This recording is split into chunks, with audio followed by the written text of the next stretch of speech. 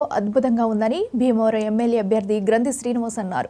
ప్రజలకు మరిన్ని సంక్షేమ పథకాలు అందిస్తూ యువతకు స్కిల్ డెవలప్మెంట్స్ అభివృద్ధి పరిచే విధంగా ఉందని చెబుతున్న ఎమ్మెల్యే అభ్యర్థి గ్రంథి శ్రీనివాస్తో మా ప్రతినిధి Brahmendra face to face.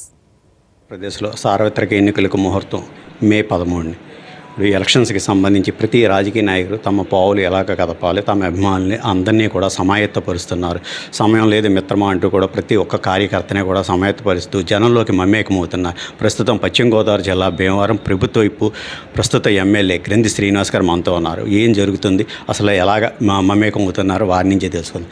Sir, ఇప్పుడు ఆల్రెడీ మీరు ప్రజెంట్ ఎమ్మెల్యే, ఆల్రెడీ 2 సార్లు ఎమ్మెల్యేగా గెలుపొందారు. ఇప్పుడు కనుక గెలుపొందితే హ్యాట్రిక్ కూడా సాధిస్తారు భీమవరానికి. అసలు మీ నుంచి ప్రజలు కూడా ఇంకా ఆశిందామని అనుకుంటున్నారు. ఏ విధంగా వాళ్ళతో మమేకమవుతున్నారు?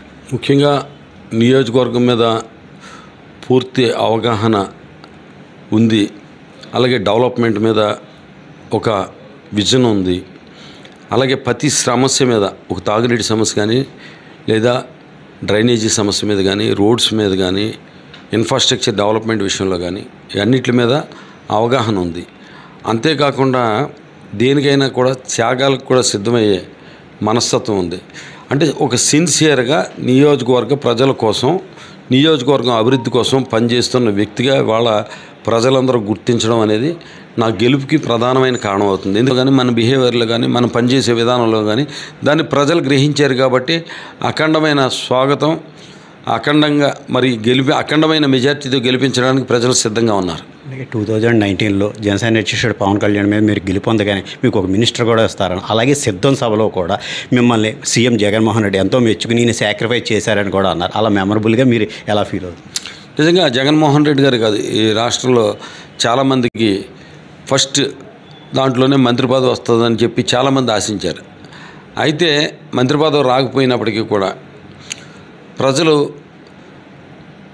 మనల్ని అభిమానిస్తూ మన పని విధానాన్ని కానీ, నేను అభివృద్ధి విషయంలో కానీ మనం చేస్తున్న కార్యక్రమాలన్నీ కూడా మరి గుర్తించడం జరిగింది. ముఖ్యంగా జిల్లా కేంద్రం కోసం నరసాపురాన్ని ఒక ఉద్యమం జరుగుతున్నప్పుడు ముఖ్యమంత్రి గారు పిలిచి నేను క్యాబినెట్లోకి తీసుకుంటాను కాబట్టి నరసాపురం అక్కడికి ఇద్దాం, నిన్ను క్యాబినెట్లోకి తీసుకుంటామని చెప్పినప్పుడు మంత్రి పదవి నాకు అవసరం లేదు, నాకు జిల్లా కేంద్రమే కావాలని చెప్పి కోరడం అనేది ముఖ్యమంత్రి గారిని కూడా ఆశ్చర్యపరిచింది. ఎందుకంటే పదవీకాంక్షతోటి ఇవాళ 70 సంవత్సరాల వయసు వచ్చిన వాళ్ళు, 75 సంవత్సరాలు వయసు వచ్చిన వాళ్ళు, 80 సంవత్సరాలు వయసు వచ్చిన వాళ్ళు కూడా పదవీకాంక్షతోటి ఎవరిని చూసినా పదవీకాంక్ష.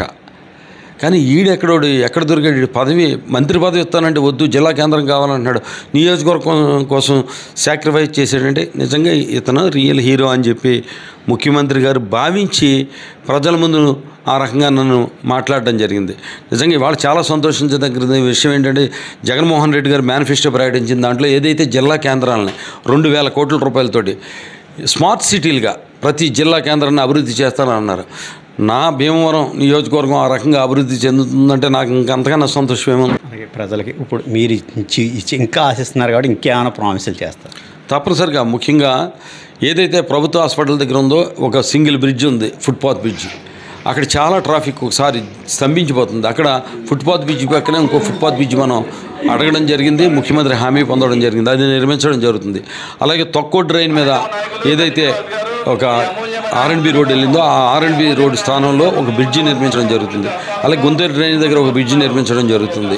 అలాగే ముఖ్యంగా జిల్లా కలెక్టర్ కార్యాలయం నిర్మాణానికి సంబంధించి టెండర్స్ కూడా పిలవడం జరిగింది, అది నిర్మాణం జరిగే విధంగా పనిచేయడం. అలాగే ప్రభుత్వ ఆసుపత్రికి సంబంధించి 28 కోట్ల శాంక్షన్ తీసుకొచ్చి శంకుస్థాపన చేసాం. ఆ అభివృద్ధి కార్యక్రమాలు ఇంకా చేయవలసింది చాలా ఉంది. అలాగే ఇవన్నీ కూడా చేసుకోవడానికి ముందు ప్రజలందరి దగ్గరికి ఒక కరపత్రం ద్వారా ప్రజల ముందుకు వెళ్ళడం జరుగుతుంది. ఇది ప్రస్తుత ఎమ్మెల్యే గ్రంథి శ్రీనివాస్ గారు తెలియజేసేది. తన 10 సంవత్సరాల కాలంలో ఎంతో అభివృద్ధి చేశానని, ఇంకా ఎంతో అభివృద్ధి చేయవలసిన సమయం ఉందని, అలాగే ముఖ్యమంత్రి కూడా తనను అభినందించడం చాలా సంతోషించదగ్గ. అలాగే ప్రజల్లో నేను మమేకమయ్యి 10 ఇయర్స్ కూడా నేను ఉన్నానని, అలాగే ఖచ్చితంగా నేను హ్యాట్రిక్ సాధించి అఖండ విజయం సాధిస్తానని తెలియజేసిన కెమెరామెన్ శివతో బ్రహ్మేంద్ర.